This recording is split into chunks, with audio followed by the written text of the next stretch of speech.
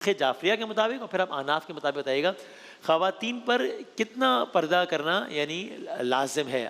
اگر کوئی مجبوری نہیں ہے، کوئی والی صورتحال نہیں ہے، عام حالات میں کم سے کم کتنا کیا ہے؟ ذرا بتائیے۔ بسم اللہ الرحمن الرحیم۔ علم کی اہمیت کے حوالے سے تو جو بات ارشاد فرمائی، ظاہر کون اس سے اختلاف کر سکتا ہے۔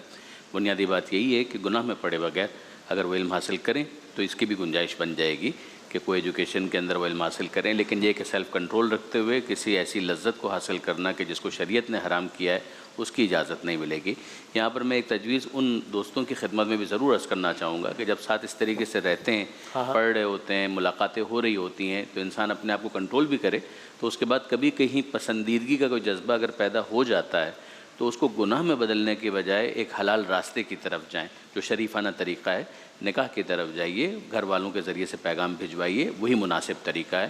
اس میں کسی قسم کا ایسا اقدام کہ جو انسان کو بالآخر جہنم کی آگ سے قریب کر دے، وہ کبھی بھی پسندیدہ بھی نہیں ہوگا، ایڈوائزیبل بھی نہیں ہوگا۔ یہ ہو گئی ایک باٹم لائن۔ اب جہاں تک آپ نے حجاب کے حوالے سے جو بنیادی ایک لائن کے بارے میں کہ وہ ریڈ لائن کیا ہے، تو ظاہر ہے کہ سب سے اہم جو چیز اس کے اندر بن جاتی ہے وہ آج کل یہ ہے کہ جناب سر کا جو بالوں کا معاملہ ہے اس کو تو کور کرنا ہی کرنا ہے، یہ تھوڑی تک اور چن تک اس کو بھی کور کرنا ہے، باقی جسم کو بھی ڈھانپ کر رکھنا ہے، اور ایسا لباس نہ ہو کہ جو بہت زیادہ چست ہو کہ جس کے نتیجے میں جسم کے اعضاء و جوارے وہ نمایاں ہو کر ریفلیکٹ ہونے لگیں، اور نہ ہی ایسا کوئی کپڑا ہو کہ جس کے ذریعے سے اتنے شوخ رنگ ہوں کہ جو لوگوں کی اٹینشن کو جذب کرنے کا باعث بنے۔ یہ بنیادی بات ہے۔ اب اس کے بعد آتی ہے بات کہ کیا ساکس پہننا ضروری ہے؟ نامحرم کی موجودگی میں ہمارے یہاں ساکس بھی پہننا ضروری ہے۔ نماز کے لیے ضروری نہیں ہے ساکس پہننا، یعنی فرض کیجئے کہ نماز جب خاتون پڑھ رہی ہیں اور کوئی نامحرم وہاں پر نہیں ہے تو ساکس نہ بھی پہنے تو نماز ہو جائے گی، باقی تو پردہ ان کو کرنا ہے، لیکن یہ کہ بہرحال اگر نامحرم موجود ہے تو ساکس بھی ان کو پہننے۔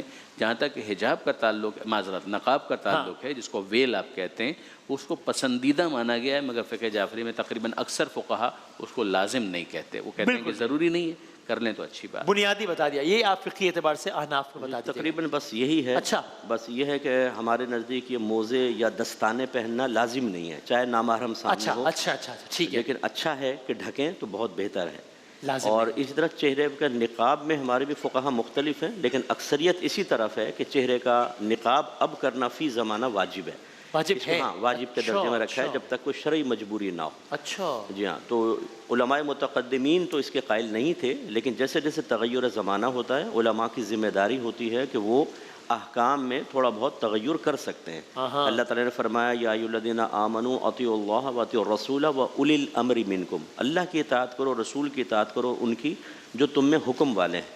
تو ہمارے یہاں مفتہ بھی قول کے مطابق یعنی پاورفل قول یہ ہے کہ یہاں مجتہدین، علماء اور وہ مفتیان کرام مراد ہیں جو اصلاح کرتے ہوں، لگتا ہے پردے کا سخت مخالف ہے، تو جو اصلاح کرتے ہیں، مسائل بتاتے ہیں، تربیت کرتے ہیں، ان کو اختیار ہوتا ہے کہ وہ تغیر زمانہ کے اعتبار سے تھوڑی بہت تبدیلی پیدا کریں۔ مناسب۔ جی لائٹر نوٹ کے اوپر ایک بات عرض کروں اگر آپ اجازت دیں۔ مفتی صاحب نے کہا کہ وہ پردے کا سخت مخالف ہے، حیوانات عام طور پہ پردے کے مخالف ہی ہوتے ہیں، جانور ہوتے ہیں وہ تو پردے کے مخالف ہی ہوتے ہیں، اور دستانے ہمارے یہاں بھی ضروری نہیں ہے۔ انسانوں کے اندر یہ بیجا دست درازی کر رہا ہے نا، یہ غلط ہے۔ صحیح ہے، بالکل بالکل۔